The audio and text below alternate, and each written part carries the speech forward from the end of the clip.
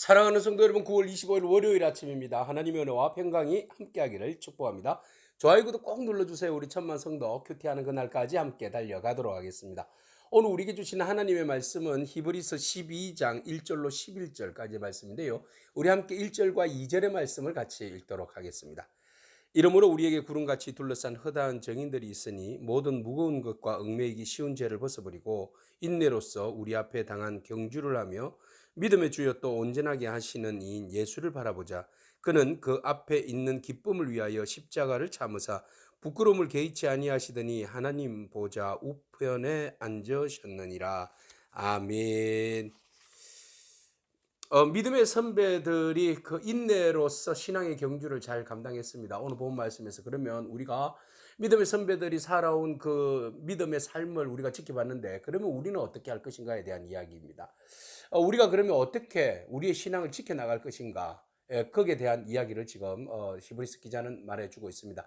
그래서 구름처럼 허다한 그 정인들이 둘러싸여 있으니 그들이 우리를 응원한다는 것이죠. 먼저 그 모든 경주에 완주하신 예수 그리스도께서 우리가 마지막까지 경주를 잘할 수 있도록 주님께서 응원해 주신다는 겁니다. 그렇다면 우리가 해야 할 일은, 경주하는 자는 몸이 가벼워야 달리기를 잘하지 않습니까? 그렇기 때문에 우리에게 붙어 있는 무거운 짐들, 이 모든 것들을 다 제거해 버려야 된다는 것이죠. 그래서 오늘 히브리서 기자는 우리에게 그런 이야기를 하고 있습니다. 무거운 것과 얽매이기 쉬운 죄를 벗어버리라. 그래서 인내로서 우리 앞에 있는 경주에 임해라, 이렇게 말하고 있습니다. 끝까지 참고 인내하며 달려가는 경주, 중간에 포기해서는 안 됩니다. 분명한 목적지가 있습니다. 목적지를 향해서 달려가는데 우리가 그 경기를 잘 하려면 나에게 붙어있는 그 무거운 것들, 얽매기 쉬운 것들, 이런 짐들을 다 내려놓아야 한다는 겁니다. 특별히 죄에 대해서 말이죠. 그래서 우리가 죄에 대해서는 단칼에 오늘 본문 말씀 4절에 나와 있듯이 너희가 죄와 싸우되 피 흘리기까지 싸워야 된다, 이런 말을 하고 있죠. 근데 우리는 피 흘리기까지 싸우지 않는 것이 문제라는 거죠.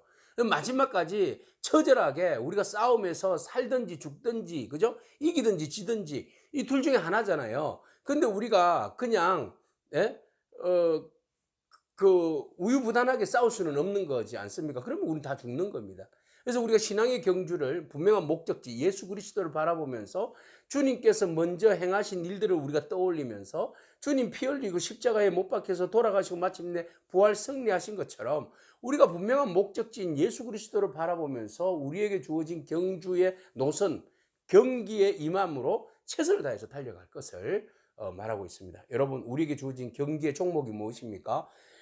우승하는 것이 목적이 아니라 끝까지 완주하는 게 목적입니다. 1등하는 게 목적이 아니라 끝까지 달려가는 게 중요합니다. 그래서 우리에게는 인내가 필요한 겁니다. 넘어지더라도 쓰러지더라도 꼰등을 하더라도 괜찮습니다. 마지막까지 예수 그리스도를 바라보면서 완주하는 믿음이 필요합니다. 자, 그러기 위해서 우리가 완주하는 데 있어서 하나님께서 우리를 도우시는데 내버려뒀더니 우리가 피 흘리기까지 끝까지 그 죄와 싸우지 않더라는 거예요. 그래서 그 사랑하는 아들에게, 자녀에게 하나님께서 때로는 징계하신다는 겁니다. 자, 징계하심으로 인하여서 그 경주를 끝까지 잘 달려갈 수 있도록 하나님께서 도와주신다는 거예요. 그러면 징계가 아프고 상처나고 힘들잖아요. 그죠? 우리가 잘못했을 때에 그 징계를 받지 않습니까? 징계를 받으면 쉬워요. 좋아하는 사람 아무도 없어요. 그러나 그 징계는 사랑하는 자들에게, 아들에게 채찍질을 한다. 그러므로 낙심하지 말아라, 이런 말씀을 하고 계십니다. 사랑하지 않으면 그는 사생자다. 잘못했는데 징계하지 않는 아버지가 어디 있느냐?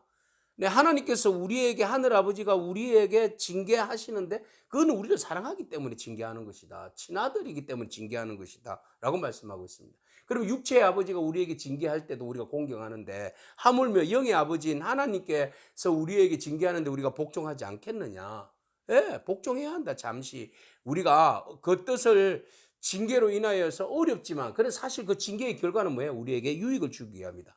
우리로 하여금 거룩함에 참석하기 위하여서 우리에게 있는 연단의 과정입니다. 그래서 이 징계라는 말을 그냥 어떤 의미에서 우리가 잘못에 대한 처벌이라고 생각할 수 있는데, 잘못에 대한 처벌이라고 생각하기보다는 훈련이라고 바라봐야 됩니다.